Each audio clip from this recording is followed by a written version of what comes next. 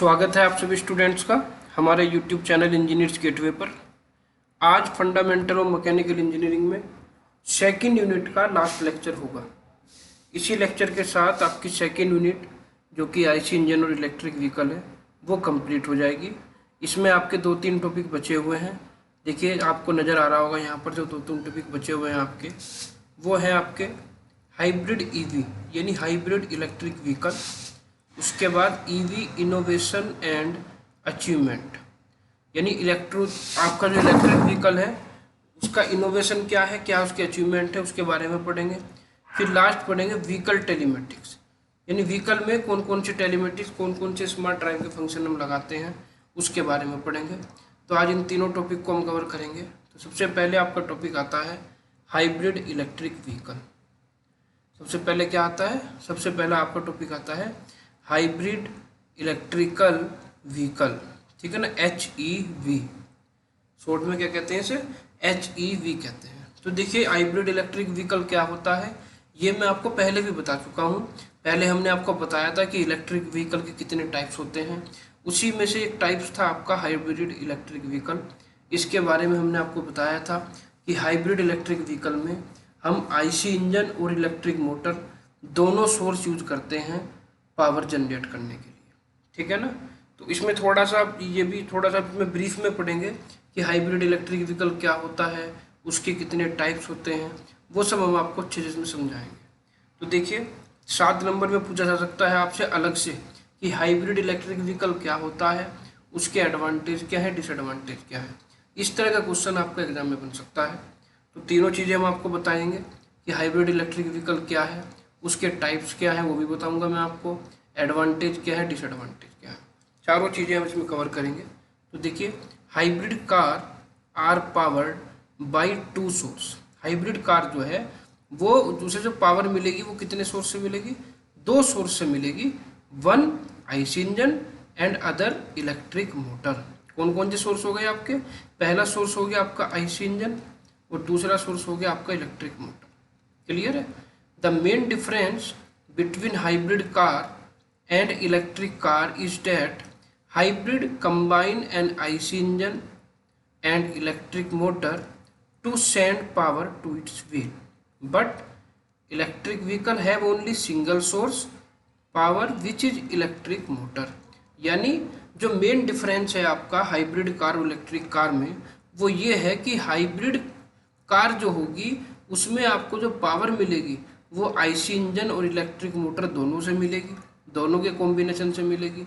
लेकिन electric vehicle में आपको जो पावर मिलेगी उसका सिंगल सोर्स होगा और वो आपको इलेक्ट्रिक मोटर से ही मिलेगी। इसमें किसी भी तरह का कोई भी आईसी इंजन यूज नहीं होता। इलेक्ट्रिक व्हीकल में केवल इलेक्ट्रिक मोटर ही पावर के लिए यूज होती है, ठीक है। तो देखिए in the hybrid electric vehicle charging infrastructure is not required.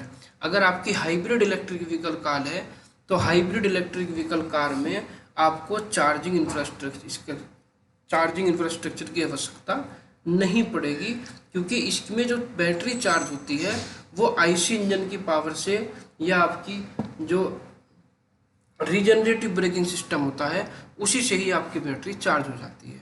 इसमें आपका किसी भी तरह का एक्सटर्नल प्लग बैटरी की चार्जिंग के लिए नहीं दिया हुआ होता, ये ध्यान रखेंगे आप।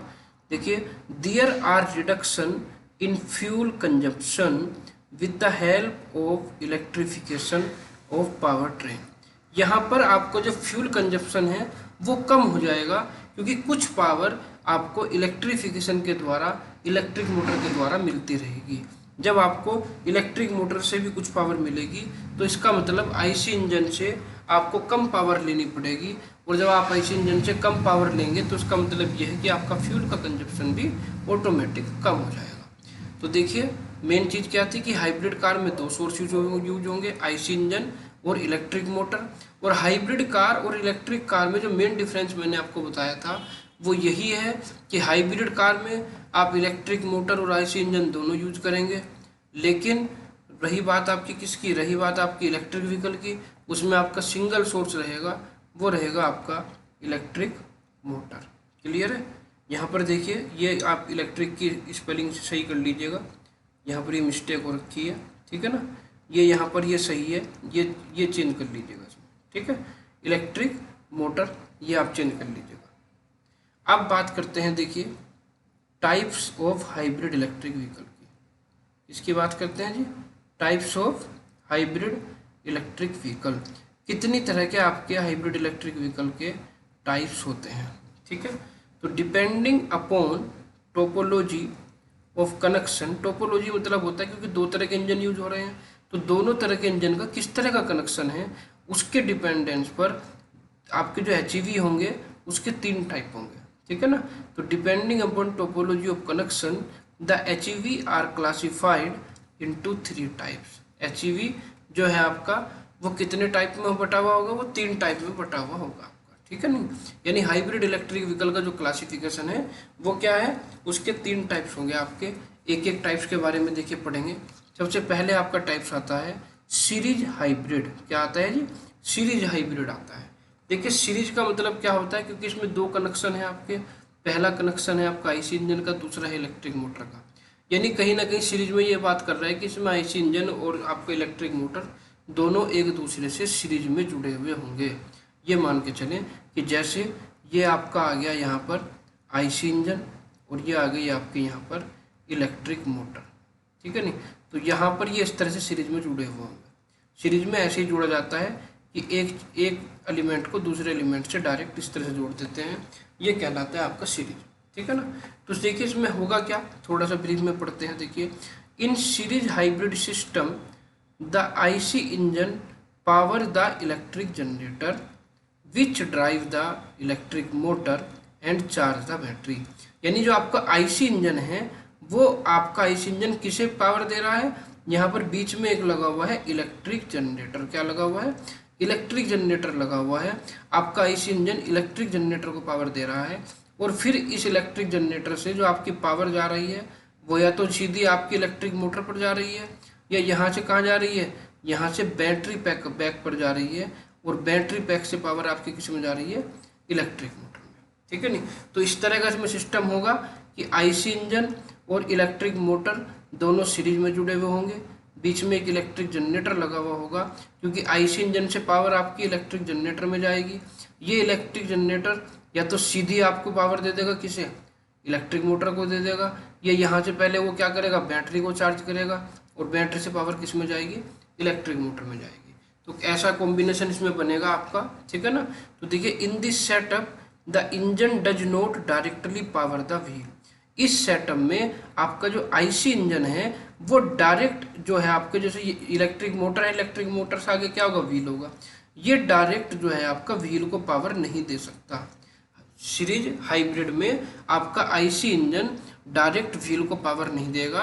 IC इंजन जो हम इसमें यूज कर रहे हैं वो इलेक्ट्रिक मोटर को रन करने के लिए या बैटरी को चार्ज करने के लिए रन कर रहे हैं, ठीक है। ये सीरीज हाइब्रिड में आपको बात ध्यान रखनी है।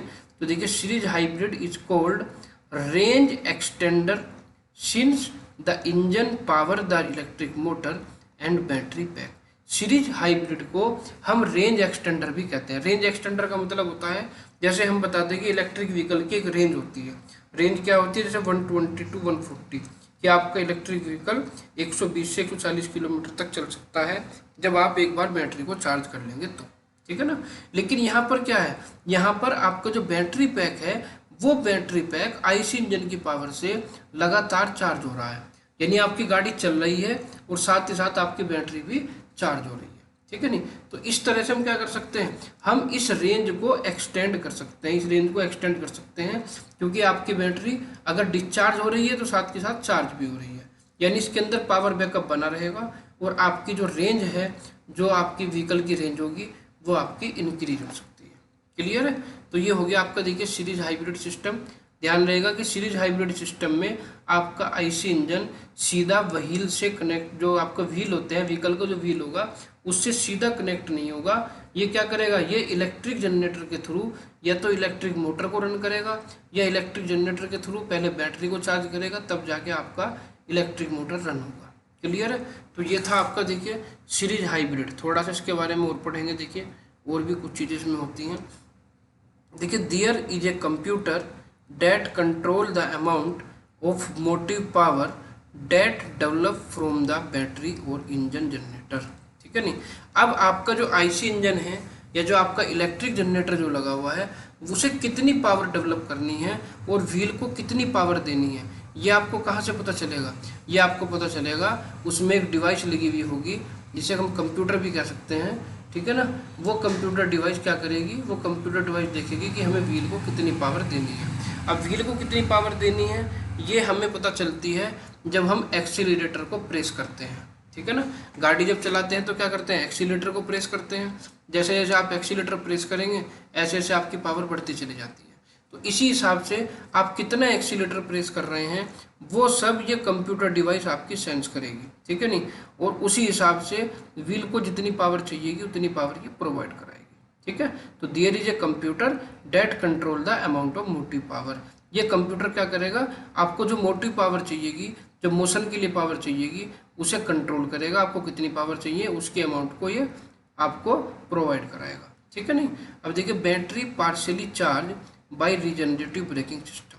आपको मैंने बताया था कि बैटरी जो है वो आपकी आईसी इंजन से डायरेक्ट भी चार्ज हो सकती है जनरेटर के थ्रू, जैसे मैंने भी बताया था।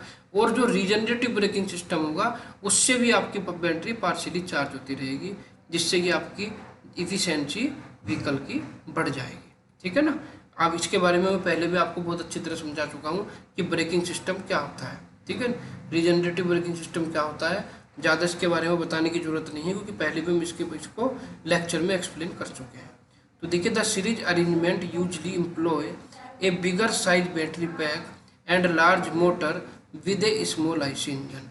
जो आपका हाई सीरीज अरेंजमेंट होगा उस सीरीज अरेंजमेंट में आपका जो बैटरी पैक होगा उसका बिगर साइज होगा, उसका साइज कैसा होगा, उसका साइज बड़ा होगा, ठीक है नहीं।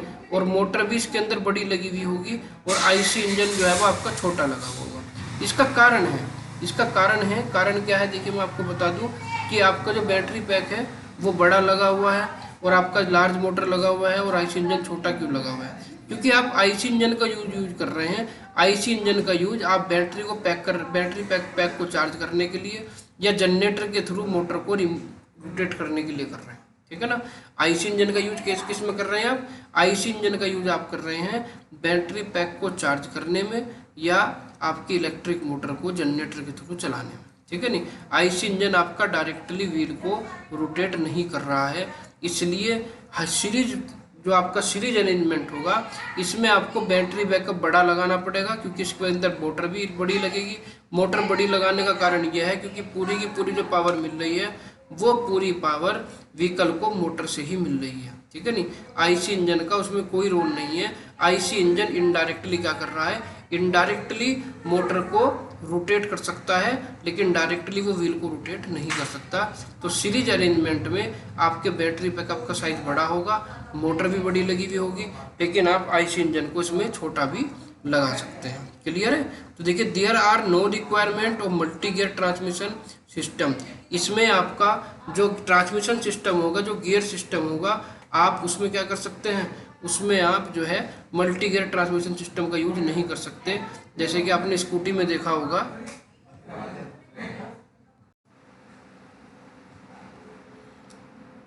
स्कूटी में आपने देखा होगा बेटा कि स्कूटी में हमारा किसी भी तरह का गियर सिस्टम नहीं होता। स्कूटी में हम क्या करते हैं, हम सीधे जो है एक्सीलरेटर को रोटेट करते हैं, ठीक है नहीं। इसी तरीके से आपका जो ये सीरीज वाला जो आपका इलेक्ट्रिक व्हीकल होगा इसमें किसी भी तरह का गियर ट्रांसमिशन नहीं होगा क्योंकि गियर ट्रांसमिशन की जरूरत हमें वहाँ पड़ती है जहाँ पर व्हील आपका आईसी इंजन से रोटेट होता है, ठीक है नहीं। मोटर से रोटेट करने में मल्टी गियर ट्रांसमिशन की आवश्यकता नहीं पड़ती, उसमें सिंगल गियर ट्रांसमिशन सिस्टम से ही काम चल जाता है। क्लियर है। तो ये ध्यान रखेंगे इसमें। और there are reduction in overall efficiency due to 2 times energy conversion from mechanical energy to electrical and then electrical to mechanical. देखिए इस सिस्टम में मैं क्या करना पड़ा है, इस सिस्टम में ये आपका आईसी इंजन है, ये क्या है आईसी इंजन। आईसी इंजन क्या कर रहा है, आईसी इंजन आपका जो जनरेटर है उस जनरेटर को क्या कर रहा है, पावर दे रहा है, ठीक है नहीं। यानी आपकी इलेक्ट्रिकल पावर किस में कन्वर्ट हो रही है, मैकेनिकल पावर में, सॉरी मैकेनिकल पावर किस में कन्वर्ट हो रही है, इलेक्ट्रिकल पावर में, ठीक है नहीं। अब इस इलेक्ट्रिक पावर से आप क्या कर रहे हैं, फिर इलेक्ट्रिक पावर से इस मोटर की शाफ्ट को रोटेट कर रहे हैं। यानी फिर इलेक्ट्रिक पावर किस में कन्वर्ट हो रही है आपकी, ये आपकी हो रही है मैकेनिकल में। क्लियर है, यानी मैकेनिकल किस में कन्वर्ट हुई, इलेक्ट्रिकल में, और इलेक्ट्रिकल फिर किस में कन्वर्ट हुई, मैकेनिकल में। यानी आपको यहाँ पर 2 बार जो है एनर्जी को क्या करना पड़ रहा है, चेंज करना पड़ रहा है, एनर्जी का कन्वर्जन करना पड़ रहा है, पहले मैकेनिकल से इलेक्ट्रिकल में, फिर इलेक्ट्रिकल से मैकेनिकल में।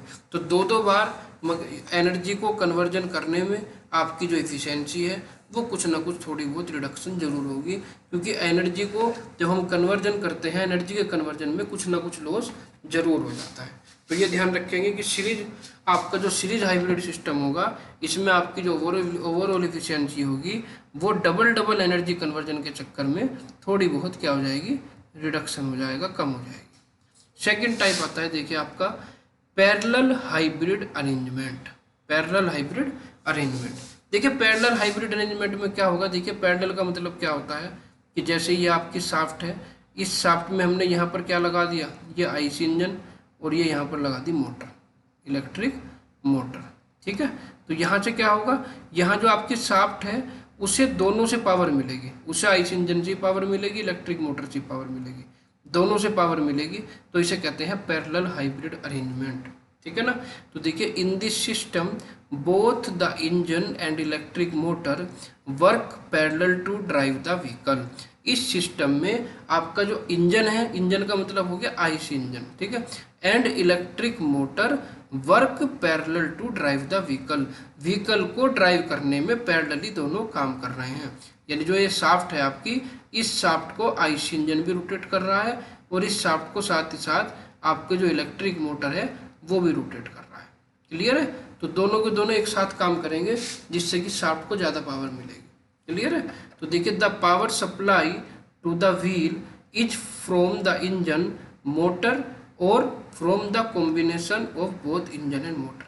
देखिए इसके अंदर एक कंप्यूटर लगा हुआ होगा, वो कंप्यूटर डिसाइड करेगा, कि जो कंप्यूटर होगा वो डिसाइड करेगा कि आपको जो व्हील को पावर देनी है, वो अगर ज़्यादा पावर की जरूरत होगी तो वो आईसी इंजन और इलेक्ट्रिक मोटर दोनों के कॉम्बिनेशन से भी दिला देगा। ठीक है नहीं, अगर आपको केवल कम पावर चाहिए, मान लिया आप किसी जाम में फंस गए, या वहाँ पर आप जो है किसी जाम में क्या होता है, गाड़ी 10-15 किलोमीटर पर आवर की स्पीड से नहीं तेज चल सकती, तो उस समय हम क्या कर सकते हैं, उस समय आईसी इंजन को बंद कर सकते हैं, आपकी पूरी गाड़ी इलेक्ट्रिक मोटर से क्या हो सकती है, रोटेट हो सकती है। क्लियर है ना। या आपका जो आईसी इंजन है, अगर आपकी स्पीड मतलब 50-60 की है, 50-60 किलोमीटर पर आवर, तो उस समय आप इलेक्ट्रिक मोटर को बंद करके आईसी इंजन को चला सकते हैं। ठीक है नहीं, तो जो पावर सप्लाई होगी, जो व्हील को मिलेगी, वो किससे मिलेगी, फ्रॉम द इंजन मोटर और from the combination of engine and motor. यानी इंजन मोटर दोनों से मिल सकती है, और इंजन या मोटर दोनों में से किसी एक से भी मिल सकती है। क्लियर नहीं, तो generally the parallel hybrid have small battery pack that recharge by regenerative braking system. आपका जो पैरेलल हाइब्रिड सिस्टम होगा, पैरेलल हाइब्रिड सिस्टम में हम स्मॉल कैपेसिटी की बैटरी और स्मॉल कैपेसिटी का मोटर यूज कर सकते हैं। उसका कारण ये है क्योंकि जो हमारा सीरीज वाला जो सिस्टम था, सीरीज अरेंजमेंट में आपका जो पावर मिल रही थी वो इलेक्ट्रिक मोटर से मिल रही थी। ठीक है नहीं, उस कंडीशन में हमें, क्योंकि हमारे जो पावर सप्लाई थी, जो हमें पावर सोर्स था, वो केवल और केवल क्या था, वो केवल और केवल इलेक्ट्रिक मोटर था, तो हमें इसलिए उसका साइज बढ़ाना पड़ रहा था। लेकिन यहाँ पर क्या है, यहाँ पर आपको जो पावर मिल रही है वो आईसी इंजन से भी मिल रही है, इलेक्ट्रिक मोटर से भी मिल रही है, तो इसलिए इलेक्ट्रिक मोटर से जो आपको पावर मिलेगी और आईसी इंजन से ही पावर मिलेगी, तो आप ये भी कर सकते हैं कि इलेक्ट्रिक मोटर का साइज कम भी कर सकते हैं। क्लियर नहीं, क्योंकि आपको आईसी इंजन पैरेलली आपको पावर दे रहा है। ठीक है, और जो बैटरी बैकअप की बात है, जब मोटर छोटी लगाएंगे तो बैटरी बैकअप भी छोटा लग जाएगा। ठीक है नहीं, और वो बैटरी बैकअप आपका जब छोटा होगा तो वो रीजनरेटिव ब्रेकिंग सिस्टम से भी आसानी से चार्ज हो सकता है। ठीक है, रीजनरेटिव ब्रेकिंग सिस्टम से भी कर सकते हैं, या आईसी इंजन की पावर से भी कर सकते हैं। तो ये था आपका हाइब्रिड इलेक्ट्रिक व्हीकल। थर्ड आपका देखिए आता है series parallel hybrid arrangement. Series parallel hybrid arrangement, देखिए नाम से ही पता चल रहा है, सीरीज क्या है वो हम पढ़ चुके हैं, पैरेलल क्या है हम पढ़ चुके हैं। यानी सीरीज पैरेलल हाइब्रिड अरेंजमेंट जो होगा वो आपका कॉम्बिनेशन होगा, दोनों जो हम दोनों अब तक पढ़ा चुके हैं उन दोनों का कॉम्बिनेशन होगा, और उन दोनों के कॉम्बिनेशन में से हम किसी का भी किसी भी समय यूज कर सकते हैं, वो होगा जी आपका सीरीज पैरेलल हाइब्रिड अरेंजमेंट। देखिए पढ़ लेते हैं। In this system the motor, the generator and the engine combination is in attachment to a transmission with a planetary gear box. ठीक है, इसमें आपका जो मोटर होगा, जो जनरेटर होगा और जो इंजन होगा, क्योंकि मोटर पहले जनरेटर से जुड़ेगा फिर इंजन से जुड़ेगा। ठीक है नहीं, इसमें इन तीनों का जो कॉम्बिनेशन होगा वो एक ट्रांसमिशन सिस्टम से जुड़ा हुआ होगा जिसे कहेंगे प्लेनेटरी गियर बॉक्स। किससे जुड़ा हुआ होगा? प्लेनेटरी गियर बॉक्स से जुड़ा हुआ होगा। ठीक है नहीं, प्लेनेटरी गियर बॉक्स क्या करता है? प्लेनेटरी गियर बॉक्स अपने हिसाब से पावर को कंट्रोल करता है, और वो जो है मोटर से पावर लेनी है, जनरेटर से लेनी है, इंजन से लेनी है, सबको क्या करेगा? सबको कंट्रोल करेगा, और सबसे क्या लेगा? अगर आपको सीरीज सिस्टम चलाना है तो सीरीज सिस्टम चला देगा, पैरेलल सिस्टम चलाना है तो पैरेलल सिस्टम चला देगा। आप जैसी कमांड प्लेनेटरी गियरबॉक्स को देंगे उसी तरह से वो आपको पावर सप्लाई करने लगेगा। ठीक है नहीं, this arrangement is possible in both series and parallel configuration in a single frame. यानी अगर आप सीरीज पैरेलल हाइब्रिड अरेंजमेंट करते हैं तो आप जब चाहें उसे as a series hybrid use कर सकते हैं, और जब चाहें as a parallel hybrid use कर सकते हैं। आप अपने हिसाब से उसे दोनों में से किसी भी कॉम्बिनेशन से, किसी भी अरेंजमेंट से यूज कर सकते हैं। ठीक है नहीं, तो the power to the wheel is obtain from the battery and the engine alone और टुगेदर।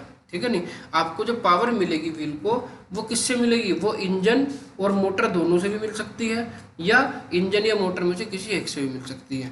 यहाँ बैटरी का मतलब क्या है? बैटरी का मतलब मोटर ही है। ठीक है नहीं, क्योंकि बैटरी किसे पावर देगी? मोटर को, और मोटर व्हील को देगी। ठीक है नहीं, and the battery charge from the engine power and regenerative braking system. और आपकी जो बैटरी चार्ज होगी वो किससे होगी? वो आईसी इंजन की पावर से भी चार्ज हो सकती है, और रीजनरेटिव ब्रेकिंग सिस्टम से भी चार्ज हो सकती है। तो ये थे आपके, देखिए, हाइब्रिड इलेक्ट्रिक व्हीकल के टाइप। 3 टाइप मैंने आपको बताए हैं। पहला बताया था सीरीज, दूसरा पैरेलल, और तीसरा सीरीज पैरेलल का कॉम्बिनेशन। ठीक है, तो ये याद रखिएगा आप। अगर हाइब्रिड इलेक्ट्रिक व्हीकल आपसे पूछा जाता है तो वह पहले आप ये बताएंगे कि हाइब्रिड इलेक्ट्रिक व्हीकल क्या होता है, फिर उसके टाइप्स के बारे में डिस्कस करेंगे। अब बढ़ते हैं, देखिए, एडवांटेज कि हाइब्रिड इलेक्ट्रिक व्हीकल के एडवांटेज क्या है। तो देखिए एडवांटेज क्या है इसका? They produce lower carbon emission, hence HEV are eco friendly. सबसे पहला एडवांटेज ये है क्योंकि हम इसमें आईसी इंजन के साथ साथ इलेक्ट्रिक व्हीकल का भी यूज कर रहे हैं, तो कुछ ना कुछ पावर आपकी क्या होगी? इलेक्ट्रिक व्हीकल से जरूर मिलेगी, और जब इलेक्ट्रिक व्हीकल से पावर मिलेगी तो आईसी इंजन से पावर हमें कम लेनी पड़ेगी। जब हम आईसी इंजन का कम यूज करेंगे तो वहाँ से जो इमिशन हो रहा है, जो कार्बन का इमिशन हो रहा है, जो आपका प्रदूषण हो रहा है, वो भी ऑटोमेटिक थोड़ा बहुत रिड्यूस हो जाएगा। ठीक है नहीं, जब आप एक ऐसा सिस्टम आप बना रहे हैं जिससे कि आप प्रदूषण को कंट्रोल कर सकते हैं, कम कर सकते हैं, तो हम उसे कह सकते हैं कि वो आपका इको फ्रेंडली है। ठीक है नहीं, तो हैंस एचईवीआर इको फ्रेंडली। तो पहला एडवांटेज का क्या रहेगा कि वो लोअर कार्बन इमिशन को प्रोड्यूस करेगा। ठीक है नहीं, इसलिए हम उसे इको फ्रेंडली भी कह सकते हैं। सेकेंड है, देखिए, with the electric motor assisting the IC engine the fuel consumption reduce. ये बात मैंने आपको पहले भी बताई थी। Hence HEV deliver improve fuel efficiency, क्योंकि हम आईसी इंजन के साथ साथ इलेक्ट्रिक मोटर से भी पावर गेन कर रहे हैं, तो इसलिए आपका जो फ्यूल है उसकी जो क्वांटिटी होगी, वो जिसको जो कंजप्शन होगा वो कम हो जाएगा। ठीक है नहीं, वही इसने कहा है कि जब हम इलेक्ट्रिक मोटर को असिस्ट करेंगे आईसी इंजन के साथ, तब आपका फ्यूल कंजप्शन रिड्यूस हो जाएगा, जिससे आपकी फ्यूल इफिशियंसी क्या होगी? इम्प्रूव हो जाएगी। तो दूसरा एग्जाम्पल ये, दूसरा एडवांटेज ये था आपका। थर्ड एडवांटेज देखते हैं, देखिए, they require lower maintenance than conventional car. इसका जो मेंटेनेंस होगा, जो आपकी कन्वेंशनल कार है, कन्वेंशनल कार वो होती है जो हम यूज कर रहे हैं, जैसे हम पेट्रोल और डीजल की कार यूज करते हैं, तो उसके कंपेयर में हाइब्रिड का जो मेंटेनेंस होगा वो कम होगा। ठीक है नहीं, वो क्या होगा? कम होगा। Hence maintenance cost is low, यानी मेंटेनेंस कॉस्ट उसकी कम रहेगी। ठीक। फोर्थ देखिए है, electric only drive while vehicle moving at low speed. जब आपकी जो गाड़ी होगी वो लो स्पीड पर काम कर रही होगी, जैसे जाम में कहीं फंस गई आपकी, तो उस समय आपको ज़्यादा पावर तो ज़रूरत नहीं होती। जब ज़्यादा पावर की ज़रूरत नहीं है तो उस समय आप उसे केवल इलेक्ट्रिक मोड पर भी चला सकते हैं। आईसी इंजन को बंद करके आप उसे केवल किस पर चला सकते हैं? इलेक्ट्रिक मोड पर रन कर सकते हैं। ये फ़ायदा है इसका, देखिए, ठीक है ना।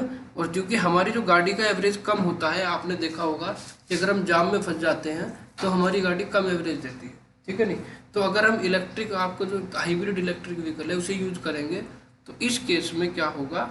इस केस में आप जब इस तरह की कंडीशन आ जाएगी कि जाम की स्थिति है तो रश ज़्यादा है रोड पर, तो उस समय आप ओनली इलेक्ट्रिक व्हीकल का या इलेक्ट्रिक मोटर का यूज कर सकते हैं। ठीक है। Financial benefit because of low running cost, क्योंकि आईसी इंजन के साथ हम इलेक्ट्रिक मोटर यूज कर रहे हैं, फ्यूल का कंजप्शन कम हो रहा है, तो इसका मतलब आपकी रनिंग कॉस्ट जो है वो कम हो जाएगी। तो हम कह सकते हैं कि फाइनेंशियल बेनिफिट है हमें, क्योंकि हमारी रनिंग कॉस्ट क्या हो रही है, कम हो रही है। ठीक है। और we can use regenerative braking system for battery charging, और बैटरी को चार्ज करने के लिए हम किसका यूज कर सकते हैं, बैटरी को चार्ज करने के लिए हम रीजनरेटिव ब्रेकिंग सिस्टम का यूज कर सकते हैं। ठीक है नहीं। रीजनरेटिव ब्रेकिंग सिस्टम क्या है, ये हम पहले भी आपको बता चुके हैं। अब बात करते हैं, देखिए कुछ ना कुछ डिसएडवांटेज भी हैं। अगर डिसएडवांटेज ना होते तो आज सड़कों पर आपके हाइब्रिड इलेक्ट्रिक व्हीकल दौड़ते हुए होते। कुछ ना कुछ एडवांटेज जो है वो ये है। देखिए सबसे पहला डिसएडवांटेज है, an HEV cost is more than a conventional car. आपकी जो कार अभी डीजल और पेट्रोल की आ रही हैं उसके कंपेयर में हाइब्रिड इलेक्ट्रिक व्हीकल की कॉस्ट बहुत ज़्यादा होती है, जिस वजह से हम उसे नहीं खरीद पाते। ठीक है ना। दूसरा डिसएडवांटेज है, देखिए the repair cost of electric power train may run high as it is very complex system. अगर रिपेयर कराना पड़ेगा, देखिए मेंटेनेंस तो अलग चीज़ होती है, मेंटेनेंस तो आपको टाइम टू टाइम कराना ही है, लेकिन अगर कोई पार्ट्स खराब हो गया आपका और आपको रिपेयर करानी पड़ गई गाड़ी, तो उस कंडीशन में आपका जो रिपेयर कॉस्ट है वो ज़्यादा हो जाएगी। ठीक है नहीं, क्योंकि इलेक्ट्रिक मोटर भी लगी हुई है, आईसी इंजन भी लगा हुआ है, तो कहीं ना कहीं आपका जो सिस्टम है वो थोड़ा कॉम्प्लेक्स हो जाता है। तो कॉम्प्लेक्सिटी होने की वजह से आपकी रिपेयर जो कॉस्ट है वो ज़्यादा रहेगी। मेंटेनेंस कॉस्ट भले ही कम रहेगी, लेकिन रिपेयर कॉस्ट आपकी ज़्यादा रहेगी। ठीक है। थर्ड है आपका, देखिए डिसएडवांटेज, एचईवी में produce less power than regular petrol और डीजल कार। ये जो इसकी जो पावर होगी, इसकी पावर जो आपके कन्वेंशनल व्हीकल है जो हम यूज कर रहे हैं पेट्रोल और डीजल, उसके कंपेयर में कम जनरेट होगी। ठीक है नहीं, क्योंकि इसमें हम क्या करते हैं, इसमें हम जब मोटर यूज करते हैं तो आईसी इंजन के साइज को भी घटा देते हैं, आईसी इंजन में हम छोटा यूज करते हैं, तो इसमें हम जो है ज़्यादा पावर प्रोड्यूस नहीं कर सकते, ये ध्यान रखेंगे आप। फोर्थ है, देखिए HEV have IC engine, battery pack, motor, this add weight and it's up extra space in the car.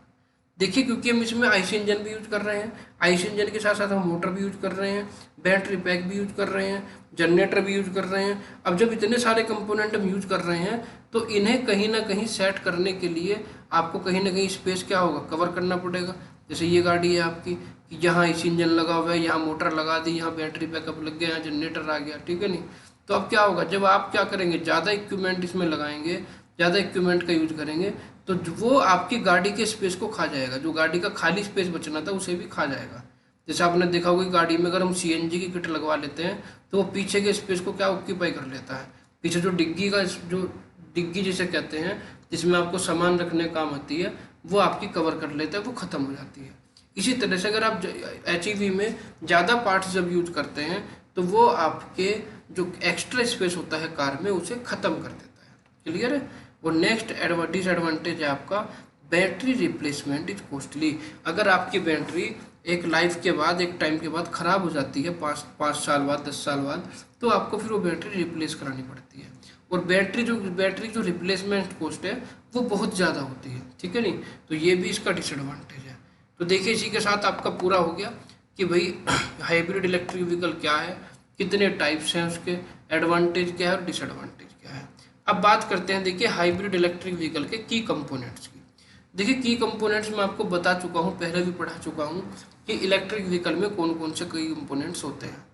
Hybrid electric vehicle में आपके जो की कंपोनेंट्स होंगे वो इलेक्ट्रिक व्हीकल से 1-2 ज़्यादा रहेंगे। क्यों रहेंगे, क्योंकि इसमें आईसी इंजन भी यूज करते हैं, और आईसी इंजन यूज करेंगे तो फ्यूल टैंक भी यूज होगा। ठीक है नहीं, तो 2 पार्ट्स आपके बढ़ेंगे आईसी इंजन के, एक तो फ्यूल टैंक बढ़ेगा, एक आईसी इंजन बढ़ेगा, और एक एग्जॉस्ट सिस्टम बढ़ेगा, यानी साइलेंसर भी आपको लगाना पड़ेगा, और सब आपके एज इट इज वही रहेंगे जो हम आपको पहले पढ़ा चुके हैं।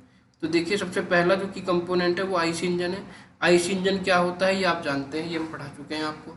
ठीक है नहीं, इसके बारे में आप खुद भी लिख सकते हैं। इलेक्ट्रिक मोटर के बारे में मैं आपको बता चुका हूँ। बैटरी पैक के बारे में हम आपको बता चुके हैं, 2 तरह की बैटरी पैकअप होती हैं, एक ऑक्सिलरी बैटरी और एक ट्रैक्शन बैटरी। ठीक है नहीं, दोनों के बारे में आप लिख सकते हैं। जनरेटर का मैंने भी आपको बताया, जनरेटर क्या करता है, जनरेटर क्या करता है, आईसी इंजन से पावर लेगा और इलेक्ट्रिसिटी जनरेट करेगा। ठीक है नहीं, उस इलेक्ट्रिसिटी से आप क्या कर सकते हैं, सीधे मोटर को भी रन कर सकते हैं या पहले बैटरी को चार्ज करके फिर मोटर को रन कर सकते हैं। ठीक है, नेक्स्ट आता है ट्रांसमिशन सिस्टम। ट्रांसमिशन सिस्टम आपको बताया था पहले भी कि ट्रांसमिशन सिस्टम क्या करता है, ट्रांसमिशन सिस्टम मोटर से पावर को ट्रांसफर करता है व्हील में। ठीक है, फ्यूल टैंक आपका पता है, फ्यूल टैंक किस लिए काम आता है, जब आईसी इंजन आपने लगाया तो आपको डीजल या पेट्रोल यूज करना पड़ेगा, उस डीजल या पेट्रोल को स्टोर करने के लिए आप फ्यूल टैंक का यूज करते हैं। ठीक है नहीं, एग्जॉस्ट सिस्टम देखिए क्या है आपका, आईसी इंजन में आपको पता है कि जब आईसी इंजन में आपके फ्यूल का कंबस्शन होगा तो कंबस्शन के बाद उसके अंदर क्या बचेगा, कंबस्शन के बाद उसमें हॉट गैसेज बचेंगी, उन हॉट गैसेज को बाहर निकालने के लिए आपको एग्जॉस्ट सिस्टम उसके अंदर लगाना पड़ेगा। ठीक है नहीं, नेक्स्ट आता है DC to DC converter. DC to DC converter क्या होता है, ये मैंने आपको पहले भी बताया था कि अगर 12 वोल्ट की बैटरी है, आपने 4 बैटरी अगर सीरीज में जोड़ दी तो आपकी कितनी वोल्टेज बन जाएंगी, 12 चौक 48 वोल्टेज बन जाएंगी। लेकिन आपको चाहिए 96 वोल्टेज, तो आप 8 बैटरी नहीं लगाएंगे, आप 8 बैटरी की जगह 4 ही बैटरी यूज करेंगे और उन 48 वोल्ट को डीसी टू डीसी कन्वर्टर की हेल्प से क्या करेंगे, 96 वोल्ट में कन्वर्ट कर देंगे। ठीक है नहीं, नेक्स्ट आपका इसमें आता है thermal regulation system. Thermal regulation system मैंने आपको पहले ही बताया था कि थर्मल रेगुलेशन सिस्टम का मतलब होता है कि आपके जो की कंपोनेंट लगे हुए हैं हाइब्रिड इलेक्ट्रिक व्हीकल में वो हीट ना हो, क्योंकि अगर वो हीट हो गए तो आपकी गाड़ी चलते चलते रुक भी सकती है, किसी तरह का ब्लास्ट भी हो सकता है, कोई पार्ट्स आपका डैमेज भी हो सकता है। तो इन सब से बचने के लिए हम थर्मल रेगुलेशन सिस्टम यूज करते हैं, जो आपके की कंपोनेंट्स को क्या रखता है, उनका टेम्परेचर लो रखता है, जिससे कि वो अच्छे से रन कर सके। नेक्स्ट आता है आपका power control unit. Power control unit क्या करता है, पावर कंट्रोल यूनिट आपकी पावर को कंट्रोल करेगा एक्सीलेटर के हिसाब से, ब्रेक के हिसाब से, आपको कितनी पावर चाहिए कितनी नहीं चाहिए, उस पावर को कौन कंट्रोल करेगा, पावर कंट्रोल यूनिट कंट्रोल करेगा। तो ये थे आपके की कंपोनेंट, इनके बारे में आप लिख सकते हैं। पहले मैंने आपको इलेक्ट्रिक व्हीकल के कंपोनेंट समझाए थे, आप वही सब चीज़ें इसमें भी लिख सकते हैं। 2-3 इसमें अलग हैं, एक आईसी इंजन है, एक आपका जो है जनरेटर है, एक आपका जो है इलेक्ट्रिक मोटर है, और एक आपका जो है फ्यूल टैंक है। सॉरी, इलेक्ट्रिक मोटर तो पहले भी आ गया था। ठीक है नहीं, जनरेटर है, फ्यूल टैंक है और आपका एग्जॉस्ट सिस्टम है। ये 3-4 चीज़ें हैं जो इसमें एक्स्ट्रा ऐड हुई हैं, इनके बारे में भी आप जानते हैं कि क्या लिख सकते हैं। ठीक है नहीं, बता मैंने आपको दिया है सब। नेक्स्ट टॉपिक आता है आपका व्हीकल टेलीमेटिक्स। क्या आता है जी, व्हीकल टेलीमेटिक्स। अब व्हीकल टेलीमेटिक्स क्या होता है, इसके बारे में मैं आपको देखिए बता देता हूँ। देखिए व्हीकल टेलीमेटिक्स आपका क्या होता है, व्हीकल टेलीमेटिक्स कहते हैं आपको जो आपके एसेसरीज यूज करते हैं आप गाड़ी में, जो आप व्हीकल में एसेसरीज यूज करते हैं, उन एसेसरीज का मतलब केवल एंजॉयमेंट ही नहीं होता, कुछ एसेसरीज ऐसी भी होती हैं जो आपकी सेफ्टी पर्पज के लिए, आपकी लाइफ के लिए जरूरी होती है। ठीक है नहीं, तो अगर हम उन सब चीज़ों को आपके व्हीकल में ऐड कर दें जिससे कि सेफ्टी आपकी जो है बढ़ जाए, आपके जो है एसेसरीज आपकी अच्छी अच्छी आपको मिलने लगे गाड़ी में, तो उसे कहेंगे हम व्हीकल टेलीमेटिक्स, या उसे स्मार्ट ड्राइव भी कह सकते हैं। ठीक है, तो इसके बारे में देखिए पढ़ते हैं। Vehicle telematics is the combination of computer science, telecommunication and vehicles with the goal of controlling A vehicle और कलेक्टिंग व्हीकल डाटा। ठीक है नहीं, व्हीकल टेलीमेटिक्स क्या है आपका, व्हीकल टेलीमेटिक्स आपका कॉम्बिनेशन है, किसका कॉम्बिनेशन है, कंप्यूटर साइंस का, टेलीकम्युनिकेशन का एंड व्हीकल का, with the goal of controlling A vehicle और collecting vehicle data.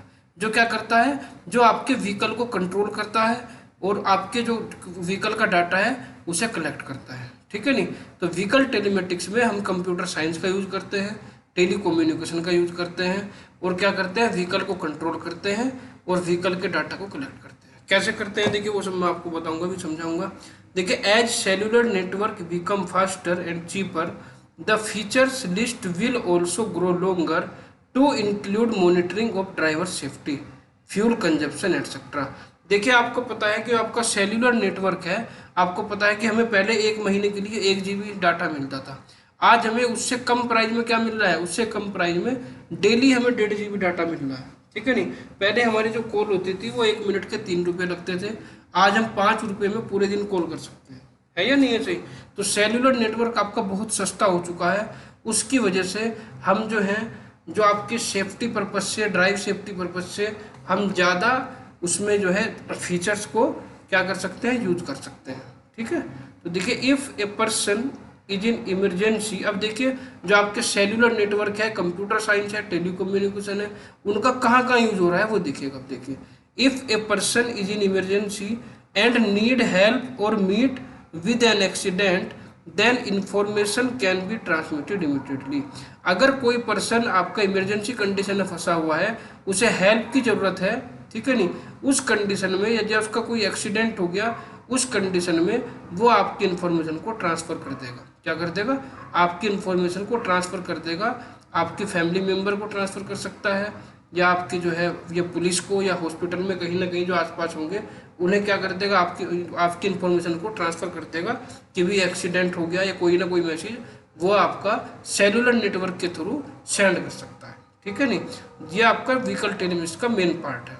The software detect I blink facial expression and trigger alert on A smart watch और ए panel using facial analysis. देखिए आपका जो driver है, उस driver के face expression कैसे हैं, वो ड्राइवर कहीं उसे नींद तो नहीं आ रही गाड़ी चलाते हुए, ये सॉफ्टवेयर क्या करेंगे, सॉफ्टवेयर सबको डिटेक्ट करेंगे कि आपका जो ड्राइवर है उसका फेस एक्सप्रेशन कैसा है, उसकी आई ब्लिंक तो नहीं कर रही है, उसका जो है किसी तरह की कोई घटना तो नहीं हो सकती, उन सबको वो क्या करता रहेगा, टाइम टू टाइम डिटेक्ट करता रहेगा। और अगर उसे किसी तरह की खतरे की संभावना दिखेगी तो वो क्या करेगा, वो आपको जो डिस्प्ले होगी उस पर मैसेज दिखा देगा कि भाई इस तरह की प्रॉब्लम ड्राइवर के साथ है। ठीक है नहीं, क्योंकि इन सब चीज़ों से क्या होता है, घटनाएं बहुत होती हैं, दुर्घटनाएं बहुत ज़्यादा रहती हैं। ठीक है नहीं, तो देखिए with artificial intelligence built in vehicles telematics can, आपको पता है कि आने वाला समय आर्टिफिशियल इंटेलिजेंस का है, इस पर जो है बहुत तेज़ी से काम भी चल रहा है। तो अगर आर्टिफिशियल इंटेलिजेंस को हम गाड़ी के अंदर जोड़ देते हैं, उसका यूज करते हैं, तो हम कौन कौन से टेलीमेटिक्स को ऐड कर सकते हैं। तो देखिए पहला है आर्टिफिशियल इंटेलिजेंस से related save life after a major accident by alerting police, hospital and family. अगर कोई मेजर एक्सीडेंट हो जाता है तो आपके जो पुलिस होगी, हॉस्पिटल होगी और फैमिली होगी, उन्हें टाइम से एक मैसेज मिल जाएगा जिससे कि आपकी लाइफ बच सकती है। ठीक है ना, क्योंकि बहुत कभी कभी क्या होता है कि एक्सीडेंट हो गया, बहुत समय तक किसी को पता ही नहीं चला।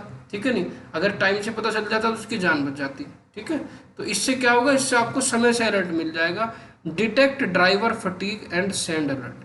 ठीक है ना, अगर ड्राइवर की फटीग का मतलब होता है कि व्यक्ति के माइंड में क्या चल रहा है, उसके दिमाग में कोई टेंशन तो नहीं है, वो किसी तरह की कोई सोच में तो नहीं है।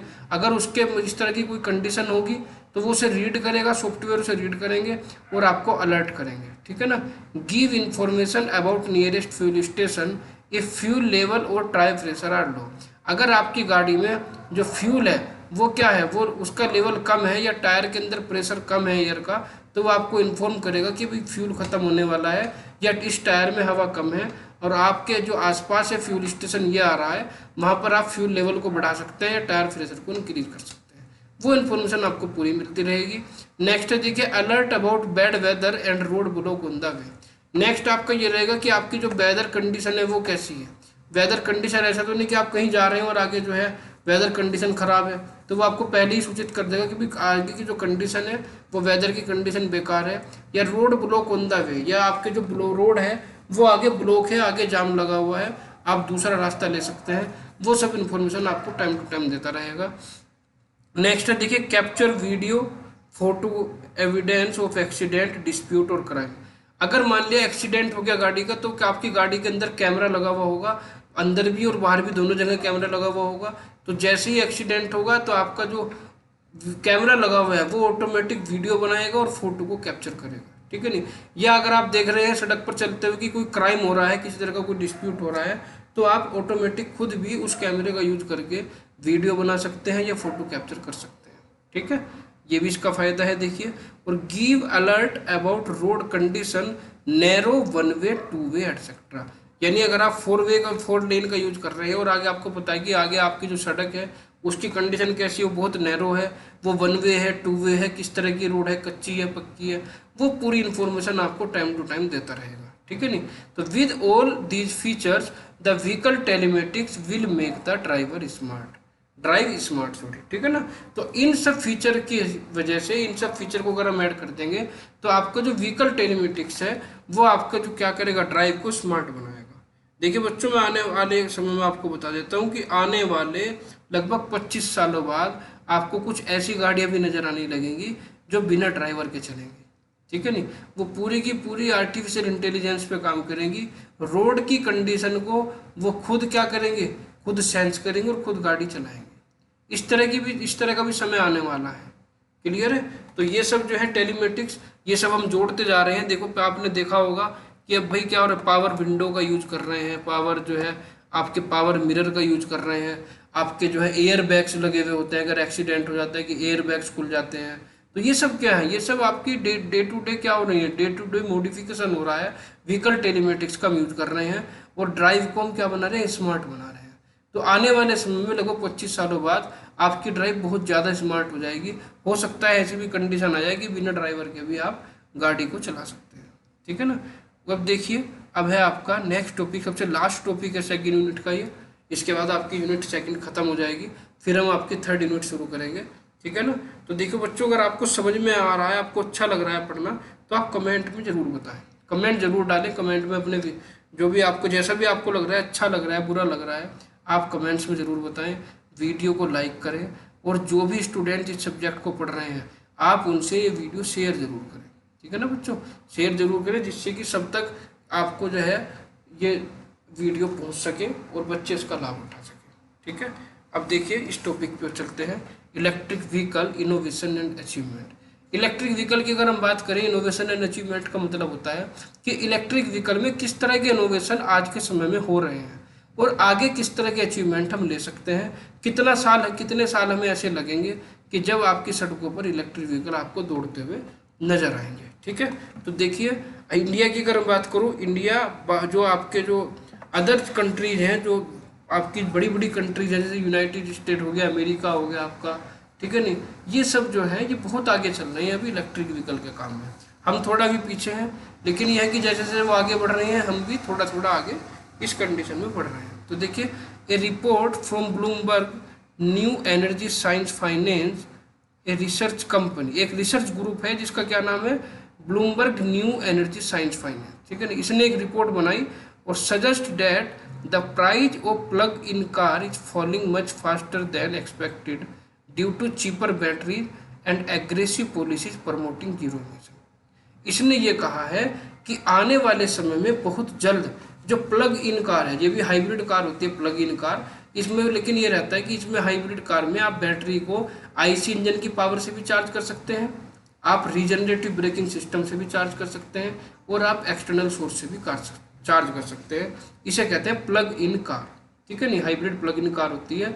और ये देखिए क्या है, the price of plug in car is falling much faster then.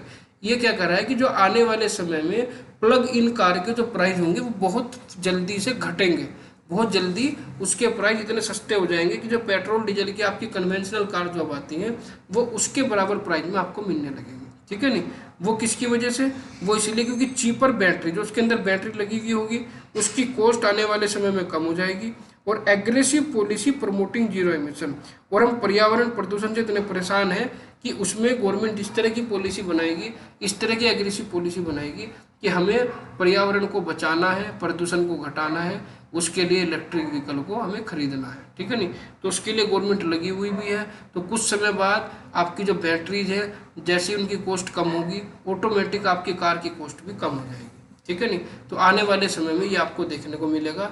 ये रिपोर्ट किसने दी है, ये रिपोर्ट दी है एक रिसर्च ग्रुप ने जिसका नाम है Bloomberg New Energy Science Finance. ठीक है, तो देखिए between 2025 to 2030 this group predicate the plug in vehicle will become cost competitive with traditional petroleum powered car even without subsidy। आज के समय में अगर आप इलेक्ट्रिक व्हीकल खरीदते हैं तो आपको उसमें गवर्नमेंट सब्सिडी देती है। ठीक है नहीं, लेकिन आने वाले समय में अगर गवर्नमेंट सब्सिडी भी नहीं देगी तब भी आपको, यानी 2025 से 2030 के बीच, तब भी वो आपको जो कार मिलेगी वो आपको थोड़ा सस्ता पड़ेगी बिना सब्सिडी के भी।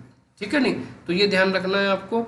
नेक्स्ट देखिए, once that happen mass production will quickly follow and world's effort to slow down global warming।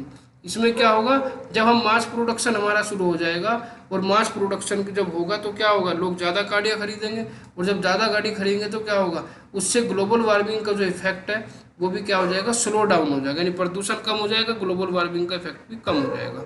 Next देखिए इसके अंदर एक टेस्ला जो कंपनी है, आप जानते होंगे टेस्ला के बारे में। टेस्ला और Volkswagen have plan to produce more than 10 lakh electric vehicle per year by 2025। Tesla और जो वोल्क्सवैगन है, इन्होंने ये प्लान किया है कि हम 2025 से हर साल कम से कम 10 लाख इलेक्ट्रिक व्हीकल बनाएंगे, यानी ये हर साल 10 लाख इलेक्ट्रिक व्हीकल बनाकर तैयार करेंगे, ठीक है नहीं। तो Bloomberg project that electric vehicle will make up 54 of light duty vet sale globally by 2040। जो ब्लूमबर्ग है उसने ये बताया कि 2040 तक, 2040 तक आपकी जो सड़कों पर जो आपकी लाइट वेट गाड़ियाँ हैं, जैसे बाइक है, कार है, ठीक है नहीं, या छोटे व्हीकल हैं, वो सब लगभग 54% आपके सड़कों पर आपको दौड़ते हुए मिलेंगे, यानी आधे से ज़्यादा 2040 तक आपको इलेक्ट्रिक व्हीकल सड़कों पर दौड़ते हुए मिलेंगे, ठीक है ना।